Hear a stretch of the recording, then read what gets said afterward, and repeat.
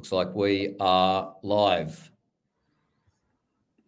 Okay, let's get started. Morning, everyone. My name is Ben Sharp, Chief Revenue Officer at Commerce Vision. Thanks for joining us this morning. Let me do an intro and I'll introduce our special guest here this morning, and then we will dive into what should be a fantastic discussion this morning. So first up, welcome to the first ever episode of the B2B eCommerce Exchange, a Commerce Vision podcast where we discover the stories of B2B commerce and beyond from across Australia and New Zealand. If you're new here and are yet to follow us on LinkedIn, subscribe to our newsletter and be sure to give us a follow to stay in the know.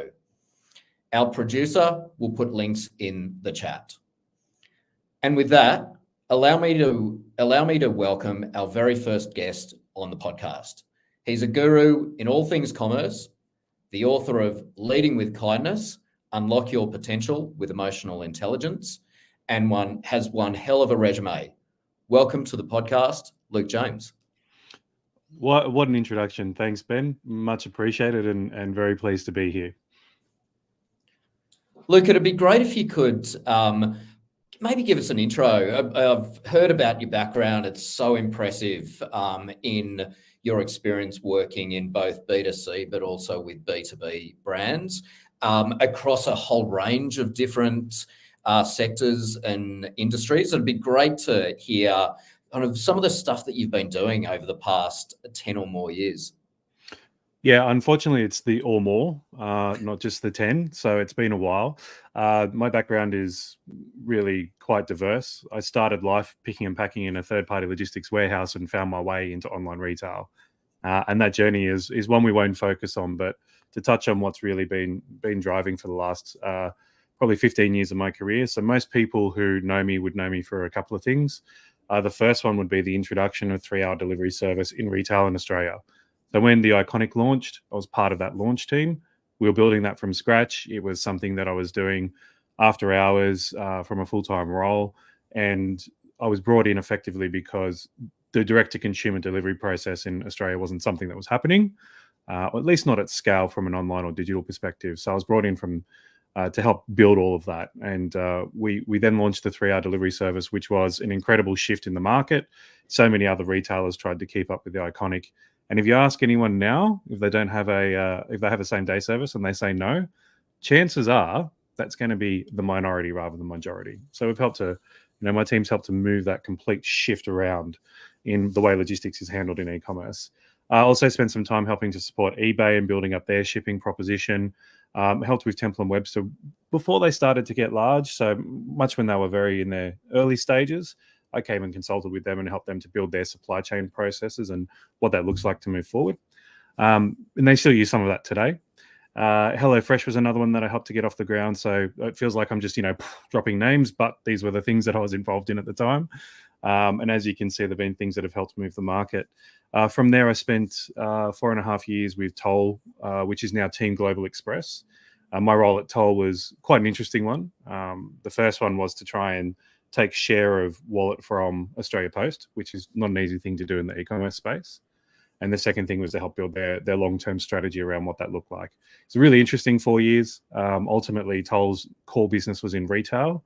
So having an e-commerce or online retail delivery solution was absolutely paramount for it to work.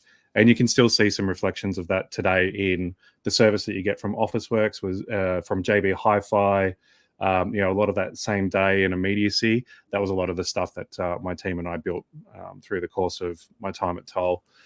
Then spent a couple of years with BoozBud as the director of supply chain and helped to scale them from 14 to 40 million over the course of COVID, which was, I won't lie, I was answering customer service calls at midnight on Easter long weekend because the whole industry had just shut down from COVID and no one was getting stuff delivered. And surprisingly, people were stuck at home and didn't know what to do other than have a glass of wine. And so that was an experience in customer service that I will never forget. And it really brought me closer to how do we improve the service offering from BoozBud to our existing clients and our long-term clients as well. From there, I spent some time with Woolworths as a chief operating officer for one of their business units, National Products Fulfillment. So that was third-party logistics. So I was in there as Chief Operating Officer, and my role was to bring in more work. We landed some great clients in there, household names, which you would all know. And it was really about how do we transform that business to be able to handle the new face of multi-channel retailing, not just online, not just offline, not just B2B, but very much around that B2B and B2C. So in that role and in my toll role, that was very much focused on that B2B transaction and how you actually solve problems for clients. And now my current role is serving as the CEO and co-founder of Expert Fit, which is Australia's largest and leading advisory and consultancy made up of fractional executives. And in short, our goal is to build the future of executive engagement. And we do that by fractionalizing executives' times and making them available for people who can't normally afford a 30-year experienced executive in HR, but need that experience. And we work across many different domains: executive management, customer and strategy, people and culture, finance and technology. We have some amazing people. We've got 42, 43 people who are actually part of the platform now. We've had up to 60 come through the pipeline. And it's been incredible because it's been mostly my network that have reached out and said, yep, we want to help you build this. So the summary is B2B, B2C, B2C, startup, corporate, startup. Here I am again. Love it, Luke. That is an amazing intro and really shows the experience you've had with multiple types of businesses of different sizes and some amazing brands as well. I'm sure you've felt like you've been at the forefront of innovation with many of them. If there was one thing that stands out of each of those brands for you as a real highlight, I know I'm putting you on the spot here, what would it be? It's a good question. Obviously, the outward facing one is the 3-hour delivery service we launched at the Iconic. Now I went back there with a client of mine a few weeks ago, and they were moving thousands of same-day delivery orders, which we're trying to get out the door in 3 hours. And it was incredible to see how some of the things that I put in place back in 2011 when we were working out of an office in Mary Street, which was our warehouse, our production studio, our buying group. We had everyone on trestle tables and $300 laptops just trying to make magic happen. We built a warehouse management system out of Microsoft Excel, and to see where it's come from and where it's gotten to now, I see that with a huge sense of pride. So I can see my reflection in a lot of their processes now. But I would say the one thing that I would really hang my hat on, and what kind of led me to writing the book as well, Leading with Kindness, is my time at BoozBud. And that was a really interesting career point for me because I had come out of corporate. I'd taken some time off to go, what do I want to do next? And I decided that it wasn't for me to go back into corporate right now. I really wanted to sink my teeth into something where I could leave my footprint again, and I could see that what I was building was something, a legacy that was going to last long after I left. And the team there were great. I worked with the 3 founders, Mark, Alex, and Andy, whom I still share a good relationship with today. And it was quite interesting because everyone in their business was not a veteran who had come in their particular field. They were coming into a startup. And so they were working across multiple different areas, and there was a lot going on at any one time. And I found what happened over time was part of my role was almost founder translation. So when we were going through processes and strategy and how we're building things, what I spent a lot of my time doing was helping the team focus on what does that actually mean for them. And through that time, I built the largest team across the business. So I looked after supply chain, I looked after customer success, and I often spent a lot of time helping to lead the other areas as well, who did need guidance or, multiple different areas. We created new disciplines. We built a super robust team, and anytime we had a team get together, it was very, very rare that we didn't have people turn up. And all I did was treat them with kindness and show them what they really needed, which was that love and understanding about who they are and what their role was and how it fits into the organization, and also help to explore their capabilities so that they could lean on their natural advantages and provide a great outcome for the business. So for me, that's the one that, as amazing as the Iconic was, that was very functional, but from a very personal perspective, I love what I was able to bring to BoozeBud, and I'm still very good friends with many of the people from my team from there as well. Thanks, Luke. Very interesting. Based on what you said with your experience at BoozeBud, is that what prompted you to write your book? It's part of it. It was a big part of it, but I think that the challenge I found in the corporate environments I've worked in is the lack of transparency, right? And when you work in a larger organization and it's, the vision isn't communicated very clearly, and we don't have all of the articulation of the values that are woven into everything we do each day, what I tend to find is that you get stuck. You don't quite know how to go and pull these things in properly and how to get them into a very human level. And so I look at the experience I had with BoozeBud and how I could translate that into a larger corporate environment and build that team from a culture perspective, but doing that by giving them what they needed.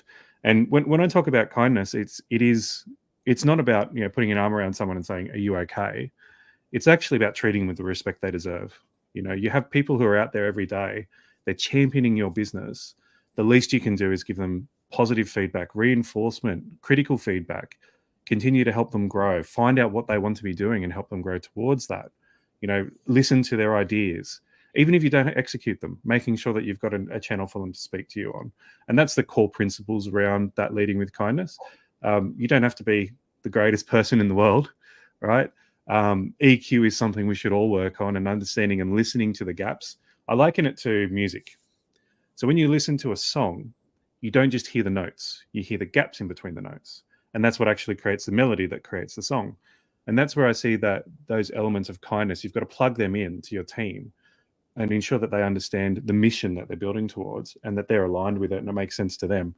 And that's how you get some incredible performance, but most importantly, a culture that's super tight knit. Unfortunately, you see that happens at the lower levels of an organization where people really knit in together.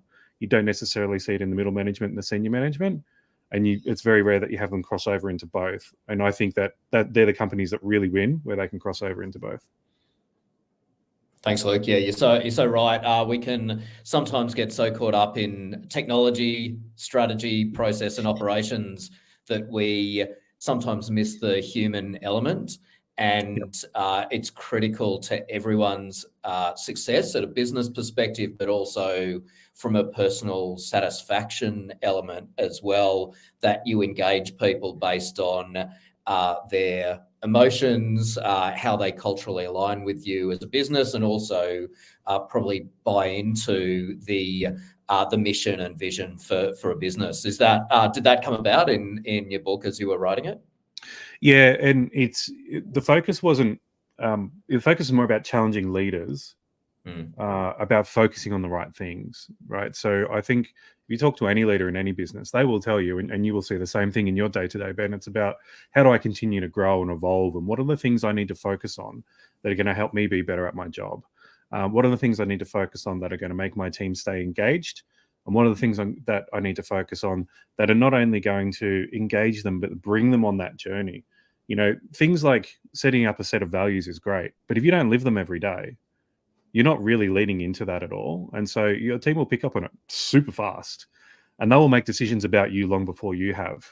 And so it's about how do you actually set some structures in place? How do you change your mindset a little to go, well, if I was on the receiving end of this, how would I perceive it? And how would it make me feel? And taking those points of reflection to go, taking away the business elements at the moment. So let's be really clear. Everyone turns up to work every day because they need to make an income, right? Then there's a smaller percentage that turn up to work every day because they actually really enjoy it. And then you have the 1% who are like, I love doing this stuff so much, I'm going to go and do it myself. And I'm going to bring a team with me and I'm going to build them and they're going to be my champions and they're going to so on and so forth. And you find those really visionary entrepreneurs, they're the ones who have those super robust teams who you could say, here's a problem, solve it for me. And just because they're so interconnected, they'll find a way to solve it that you wouldn't necessarily have thought of before. And so it leads to that innovation. And when I talk about things like what we did at the Iconic with the 3-hour delivery, that innovation came out of disruption.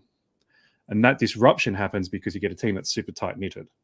And so when I look at what we're doing now with Expert Fit, it's very much about disrupting the consulting and advisory space by utilizing fractional executives, not consultants.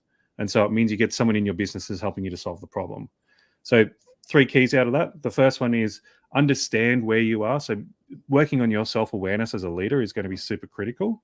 You don't necessarily need to know where everyone in your business is, but you need to be very aware of where you are and focus in on that. If you have a gap, close it, which is what we do as leaders. We find ways to close that. So most leaders will be across that. The second one is understand that when you're in front of your employees, staff, team members, any of your resources, that you are, as a leader, the business. Whether it's your business or not, to the people who follow you, you are the business. So the way you react, the way you present yourself, the way that you talk about the business, the way you talk about the strategy, the way you talk about customers, all of that resonates through. So don't say, yep, customer X is great because they're paying the bills, but stuff and we're putting the prices up just because we need more money. Actually have a proper relationship with them. And then the third element of that is once you actually clear that space and you clear a runway for those people to think together, that's when this beautiful disruptive thinking happens. And that's when you start to see businesses that are starting to change the way that we engage with the world. And I think a great example of that is what The Iconic has done to become the largest online retailer of apparel in Australia.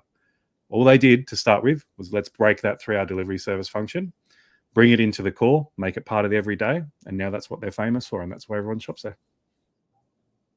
Thanks, Luke. There's many topics there I'm sure resonate with all of us, whether you're in leadership or it doesn't matter what level in an organisation you might happen to be at. It's been a long and very interesting intro. And I think just before we dive into our first topic, I just want to remind everyone who's watching on our live feed, feel free to send through any questions you have for Luke, and we'll get through to as many of them as possible over the course of our e-commerce exchange. So with that, let's dive into our first topic, the current state of B2B across ANZ. Luke, in your view, what is the current standard of B2B operations in 2024? It's a great question. There's so many different elements to this to focus on. I think the one I'd like to focus on first is the almost the customer and how the customer is viewed in a B2B transaction. And so this has been really interesting that over time, people are starting to focus on things like, if my client is a direct-to-consumer business, then I am in B2B2C. And so that means that people kind of focus on, what do I build here to give my client to deliver to their consumer? And that's a really interesting space to be in, because you're making a hell of a lot of assumptions. And if you're not focused on listening to your customer, not their customer, but your customer, you're going to miss out on a lot of really interesting nuggets there. And I think this is something that's been a challenge for quite a long time that I've seen in this industry in Australia. And I think that the whole concept of being a the whole concept of being in B2B is that you are definitely dealing with these problems that a business has. You have to solve at their level first. Sorry, excuse me. Apologies for that. Just a little frog in the throat. When you start to think about that conceptually, that's a really long value chain that you've got to get right for your customer, right? So your customer is the B2B part of it. And if you're trying to focus down here, that's a super long chain to get right. And I'd hate to break it to people, but that's not what anyone's good at. You got to niche down and focus on the elements that you can build and that you're a specialist at. So when I look at, for example, the B2B sales process in Australia at the moment, there are a few steps you have to go through. The first one is you need to be known. So that brings in thought leadership and how do I present what I'm trying to do and my thinking to people, and to ensure that I get out there. You know, that's a big element of how you get in front of people. The second one is that it's about networking. And the one thing that I've found, especially now I'm in my own business, is I am probably 80% networking rather than doing anything else. And that's about building those connections and relationships. And then the third one is about solving a customer's problem. So that's really interesting because it's the third part. It's not the first part. It's not the second part. It's the third part. And so the B2B space now has been so focused on trying to solve the whole chain. And what we're seeing a move towards is people going, okay, I'm going to niche down on my part. I'm going to focus on my customer. And so that's why we're starting to see now that online retail, well, not online retail, but online business for B2B is starting to become very, very important, because that's how we interact on a day-to-day basis with consumer brands. We're shopping online as it stands today. And when I know when I've tried to find services online, it's incredibly frustrating. You just don't know what you're getting. You don't have a comparison. If you went out today and tried to find a list of 3PL partners, you're going to find one or two review pages which will say, here's all these different 3PLs. These are the experiences that we've seen. You don't know what one's good at, what the other one's bad at, how they focus, what segment or category they're on. And I think that's part of where that migration now towards focusing on that B2B customer is going to be really important, and ensuring that you can give them that information at their fingertips when and where they need it. I think the second element of it, and that's the kind of the sales and the go-to-market strategy and the productization of what you're doing. I think the second part of it is then being, how do you actually solve the business's problem, right? And actually solution with them. Listen to what they've got to say, right? You don't need to build exactly what they ask for, but listen to what they've got to say and incorporate that feedback back into how you go to market and what your service proposition is. And I think over time, there are some great examples of this. So if you look at what Alibaba has done, Alibaba has just turned into Amazon for B2B businesses, because they heard that's what people want. I just want an Amazon-like experience that's super simple and easy and gets me my product here. That's all I care about. So they're a really fantastic example of a business which started off at one end, which was, I'm just going to facilitate a marketplace connection into a manufacturer, whereas now it's a full-blown marketplace that services the buyer very quickly and very easily. So as a business, if I was to resell product and source it through Alibaba, within a number of clicks, I can build a stock holding of 10,000 units of XYZ. It's very, very simple. It's very, very straightforward. And they made that very much about focusing on the seamlessness of the transaction, much like Amazon has done for B2C. And then I think the third element, solving for the customer's customer, I think that's where brands and businesses now are starting to understand they need to do some work there, but not focus everything on that proposition. And that's the really interesting component for me. So if you look at something like Shopify or BigCommerce, they've always been focused on, we're going to make it easy for a business to integrate with them so that they can sell to their customers. But they're not saying you need to structure it this way to sell to your customers. It's just, here's the elements you need. I'm going to make it easy for you to facilitate it. And so that kind of ease of transaction now is what's going to help move that piece along into a space that's much more comfortable for business owners as retail purchasers to be able to find what they need as well. And that's going to basically democratize what we're seeing in trade at the moment. Now, Ralph, I see that you've asked a question there, which is really quite interesting, which kind of touches on what I was speaking about before, but also what I'm talking through now. The concept of disruption is just about clearing the runway for the thinking.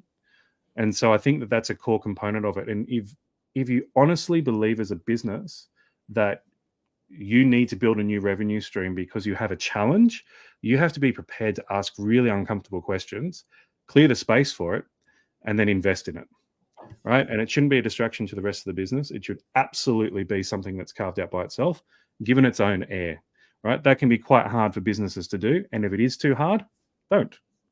Get back to your core, focus on it, narrow, cut all the fat from it.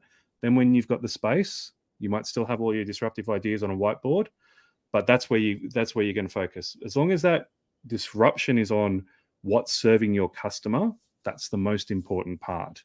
So I've seen a lot of examples of B2B businesses trying to solve for an end consumer when they're not their customer. And so they'll put something out and go, this is what I think is going to be great. Let's go and do that. Customers don't want it. There's been a few examples of that recently, which have they've ended up with businesses being sold off or pushed into voluntary administration. So it's about getting focused, being really clear of what you need to do. Yeah. And when you're building that new revenue stream, as you're building it, you need to understand it's going to be new. You can't rob from Peter to pay Paul. You have to give it its own life, right? And if you carve that part out in your business, and this is very much in the B2B space, ensure that your core is performing exactly as it needs to. So it keeps putting food on the table. you should be able to grow it if the product market fit is right. There's no reason why you shouldn't be able to grow it. But if you're starting to fall behind or you're starting to become a laggard, then I wouldn't be focusing on disrupting anything. I would be going back and focusing on how do I get the core to operate properly. Sorry, that was a lot. So key things for me are businesses are starting to understand better who their customer is, and I think that's that B2B component of the B2B2C. The second thing is that services that are available to them, such as what Commerce Vision has built, is improving and starting to revolutionize the way that businesses think around their go-to-market strategies. And the third one is absolutely then in building that innovation building that stream of innovation in, but not diluting and deferring away from the core of the business, and ensuring you're still making, the product that fits the market should be the best. So true, Luke. I'm going to come to a question on your consulting experience in just a sec. But first up, Ralph, thank you for the question. And if there's anyone else online, feel free to drop some more questions in the chat, and we'll be sure to get to them before we wrap up today.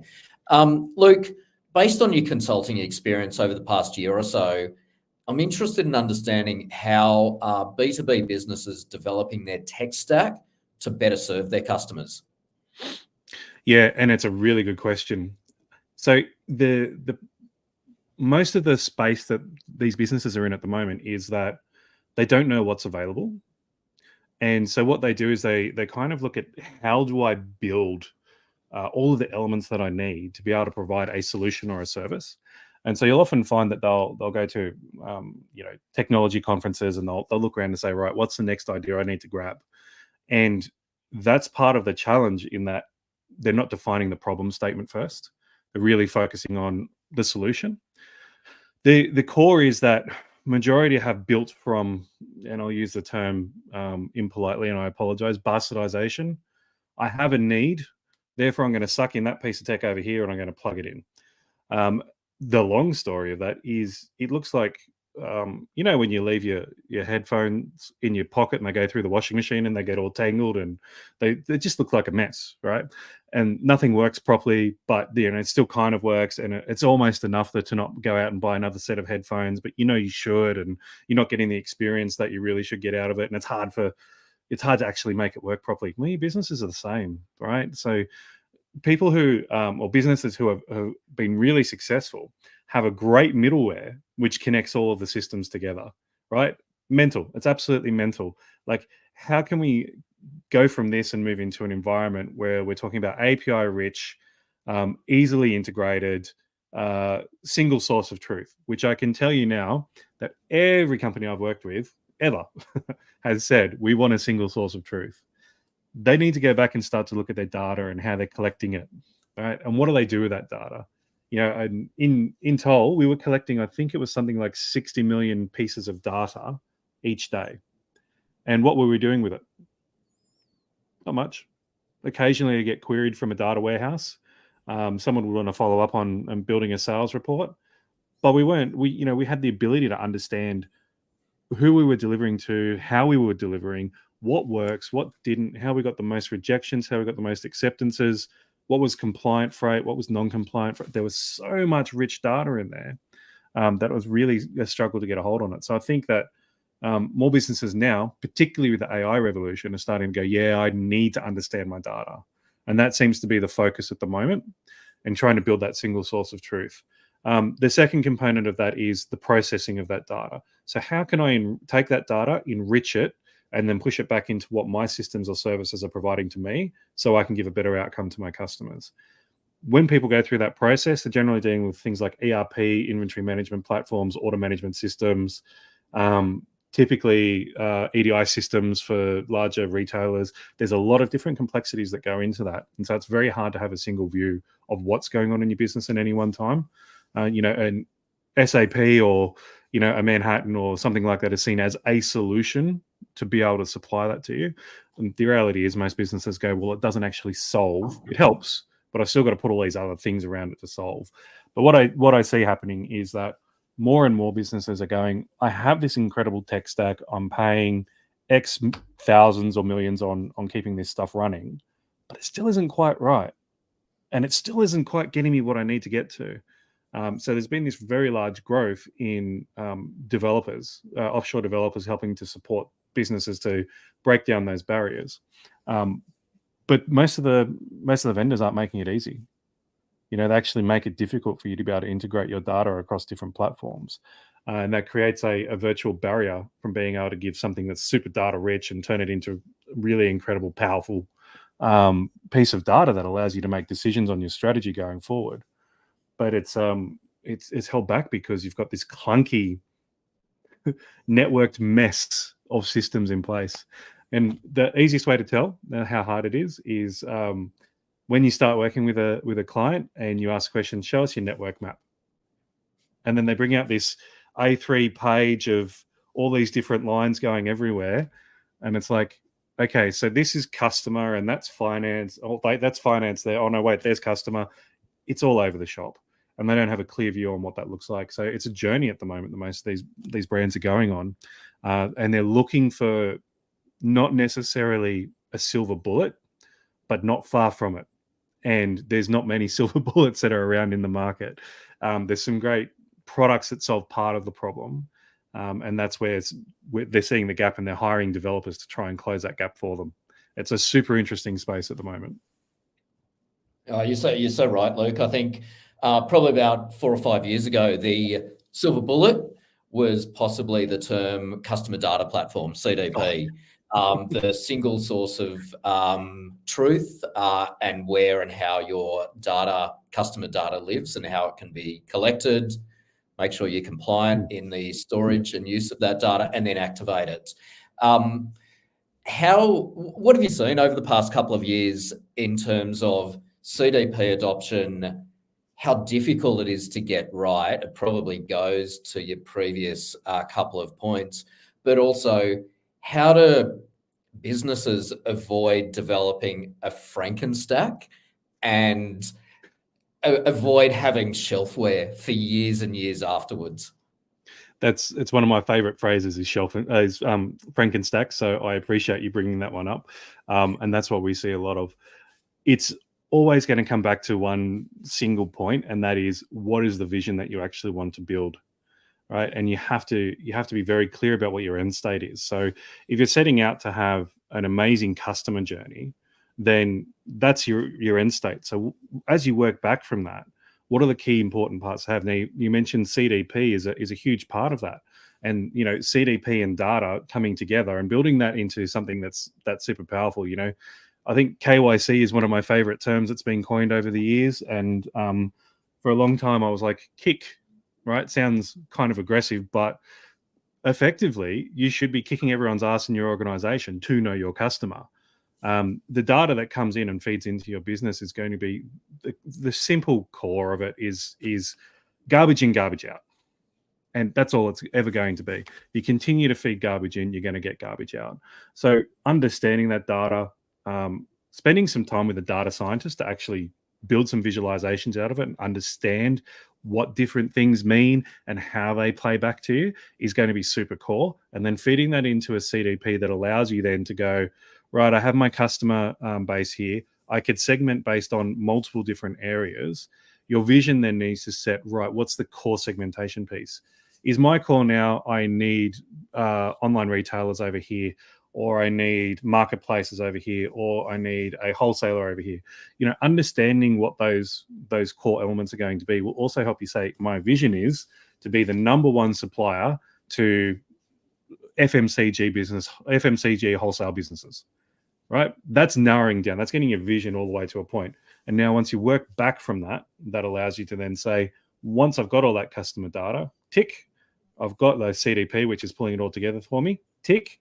What do I now need to do to take that data and turn it into something that's going to be marketable and compelling to demonstrate our value to the FMCG marketplace wholesaler?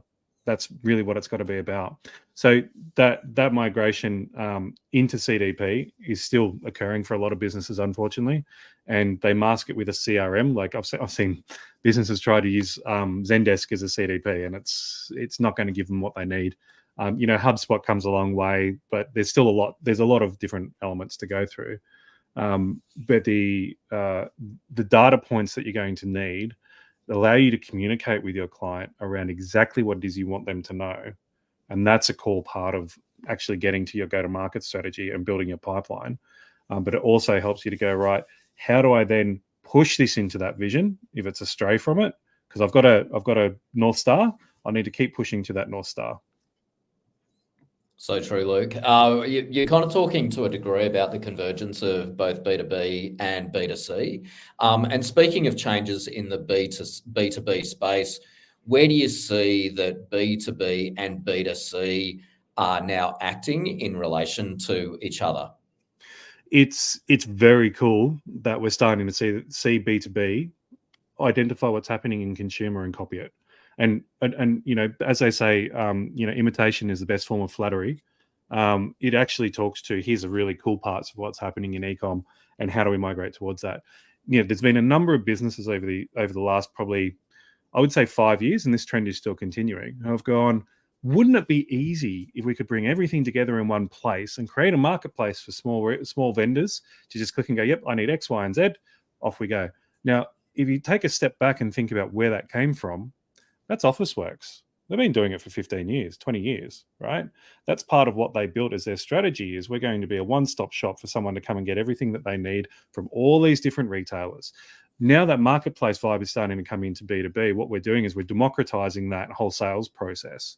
And that becomes super compelling because that's exactly what we've seen with B2C over time, is that we're no longer having to go and shop in a mire for all those concessions. We can go and shop online and get all of them delivered in one parcel if we're really clever about it. We can go to Amazon and find everything we need. We can go to, I lost it.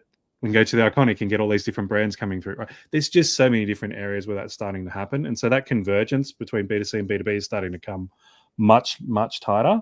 And the other element of it is that, and this might be a controversial take, but I think that a lot of B2B businesses see an online channel as a margin maximizer because they feel it's democratizing the sales process and it's removing people from the process and it's all about getting clicks and so on and so forth. But the reality is it doesn't work out like that. A direct to the end user business still has the same challenges, but they don't have the scale to make the unit economics work. And so it's really, really interesting that it's a path that many seem to continue to go down without understanding the impact on the overall margin of the business. And so if you look at some of the larger players at the moment, like for example, Woolworths has a huge B2C business, massive, right? I wouldn't be surprised if they're the largest again this year. Now, do you think that's as profitable as a grocery store? It's a great question, isn't it? I bet I can tell you right now that they don't factor in the pick pack costs, right? The delivery costs, the packaging, all of the communications, the technology platforms, the messaging systems, the website, the back end of connecting everything together, loyalty, the data analytics that need to happen to present the right product to the right people at the right time. They don't have to do that in a store. So there's some really interesting questions that I think need to be answered around that convergence in between B2B and B2C. And so they're running on parallels. I'm not sure where it ends. I have a theory which says that B2B brands are going direct, or even just like a Nike going direct and cutting out the wholesaler in the middle. We've probably got another maybe 5 to 10 years on this journey, but I wouldn't be surprised if we see it revert back to the norm and you have experts who are doing the e-commerce component on behalf of these other businesses who find ways to make it facilitate it at the right margin, the right speed, the right accuracy, and that becomes the fallback position and kind of makes marketplaces become super powerful. Yeah, you're so right. Just touching on something that you said there, as B2B and B2C converge and rather than it being a unit economics maximizer, many businesses suddenly realize when they add B2C elements to their online B2B solution, they suddenly recognize that there's so much complexity in a B2B transaction. how you find a customer, how you account manage, how you trade with them, what goods, services, products, pricing, and availability you present to them. When do you ship to them? How do they complete a transaction? These are very, very difficult things to get right Totally. when you try and converge these two together. Have you, like, how do you see that? Like, it obviously keeps some things separate, right? A business that has both a B2B and a B2C part of their business, but Yep. what do you see in that part of the market? Two things need to be kept separate. First one is payment terms. That's the most critical path, right? You can't. There's been marketplaces that have been developed that have gone, yep, we're going to go and build a marketplace for these vendors, and it's going to be credit card. Like, well, hang on, I've been paying on account on 30 days for the last 25 years. Why would I want to pay credit card now and completely destroy my cash flow? That doesn't make a lot of sense. Like, can we get back to our original terms? So that's one. And I think that that's going to be a battleground which will continue for many years. There's also an element of how frictionless we can make that billing experience. And that a lot of that is relying on the financial fintech and financial firms to, I guess, remove friction points. And we start to see it now with there's a new app that's come out recently, which is called I think it's called Witzer, and that's for builders or for people who are building a home, and they engage trades. And what they do is they use the app to secure the funds and say, right, it's a bit like Airtasker. We're going to hold your payment here, and then once the vendor has completed the task and the customer has agreed with it, that's when we send the transaction across. So the vendor's got confidence that the money's coming, and the customer has confidence that the job's going to get done, and money doesn't change hands until they're both there. So I think something like that's going to have to happen in the B2B space from a payment perspective. Whereas, I've got Afterpay, ZipPay, credit cards, debit cards, whatever. I can pay in about 8 million different ways on most platforms. And that's getting a lot easier. So I think that's probably one battleground that still needs to be brought to a pointy end. And the second one is logistics. I've seen many times before, and there are many businesses who have had this challenge. And one that sticks to mind, and this isn't to stick the knife into anyone, but Mainfreight was working very hard to build a liquor business. And they were very, very good at servicing Dan Murphy's and Liquorland and so on and so forth. Pallets of freight, mixed pallets, cartons of freight, very, very good at it. When it came down to servicing B2C, they discovered very quickly they had to completely rebuild the entire process. And they ended up trying to break out their inventory. So they had a B2B and B2C pick. So you've not got the same people going and picking the products. So then your workforce is having to grow.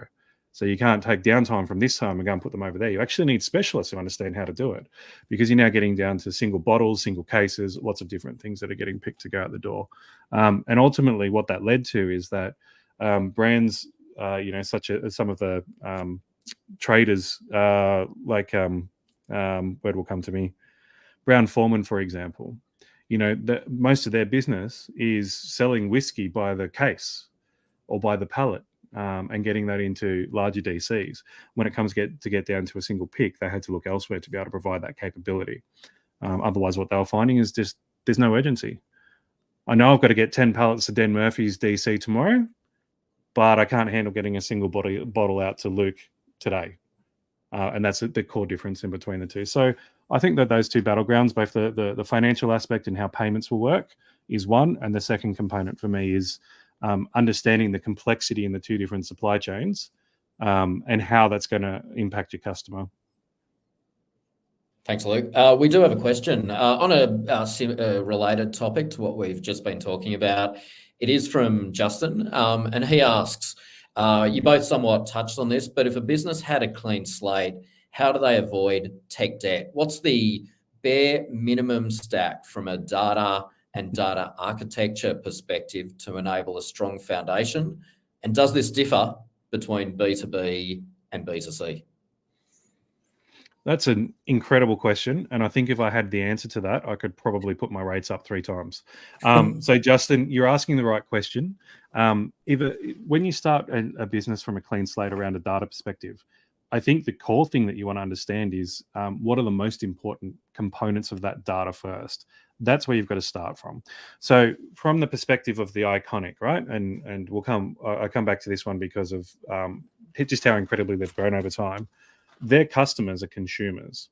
What they want to know that's really important to them about that customer is what style, what brand, what colors do they resonate with? Also, what sizes, right? And what sizes and how fast do they want their delivery?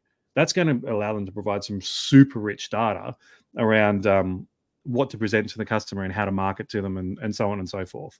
That's very different to a B2B business. A B2B business wants to understand, how do I maximize the sales on my top 20% of my SKUs so that I can grow my sales pie? Now, that could be anything from a very simple CRM, which is going to bring, like, hold that information in there and tell you who your contacts are and how much do they buy, what is their current target market, who are they marketing to, right? It's a very different set of data. So it's not a very straightforward answer what you're asking for, but I think once you get a clear articulation of what it is that your business is going to focus on, you should always be going, right, what are the things that are going to grow this business?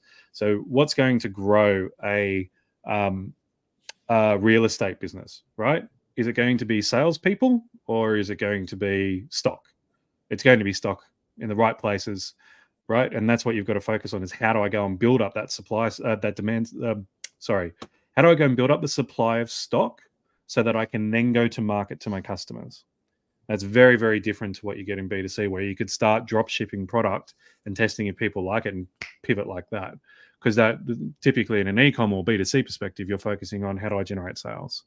It's a much different engagement. So I think that it's probably not as simple as we might think around how to have a tech debt-free environment, but I think it is about ensuring that your core component around data is serving you the way that you need it to serve you, so you're not serving it. You may get to a point where you say, I've got my 400 listings for my houses, for my properties. I'm very comfortable with that. I've got enough salespeople for it. Great. But guess what? You're going to have a payroll system. Sorry, but it's the way it works. So some of it is avoidable. I think the core component is, don't Frankenstack your core. Keep your core very clean. Keep your data very clean and focused on what your vision for the business is and what your mission for the business is. Everything else, Frankenstack it as much as you like. Just don't stuff with the middle. That's going to be super important to you. Let's face it, we're all in the same thing, selling. So true, Luke. I love that you've managed to drop Frankenstack in several times through today's podcast, and I think it's the word of today, which is great. With that, as part of this ongoing series, we like to have our guest prompt a question that will be answered by next month's guest. Sometimes we don't yet know who that will be, so it's always a fun exercise in thought provocation. So with that, what question would you want to pose to our guest next month? I'd like to hear, knowing what we know today, after having come through COVID and seeing what that's thrown at us, if you were to start a business tomorrow, what would you focus on first? People, process, product? What would be the focus for you? That's what I'd love to hear. Because I think everyone has very different views on that, but it'd be very interesting to hear that from your next guest. Luke, I'm looking forward to that, the answer to that question and that discussion next month. Well, with that, we're at the end of today's episode. Luke, a huge thank you again for joining us for our very first episode. We'll be sure to add your LinkedIn in the chat, but before you go, let everyone here know what you've got going on and how we can best connect with you. No problems. And thank you for having me, Ben. It's been a pleasure to chat through these things. I'll try not to drop Frankenstack too many more times, but we'll keep it as word of the day. So Expert Fit is very much about helping smaller businesses to solve problems. So if you think about the concept of, I've gotten to a scale stage or I've got into a stick in my business, and what I really need is I need a COO. Now, not many businesses can afford to go and spend $300,000 a year on a COO, But what if you could hire one for 10 hours a week? Or what if you could find people to solve that problem for you? That's where our business jumps in. And we can find people to give you that support. And everyone in our business has an average of 27 years experience in their field.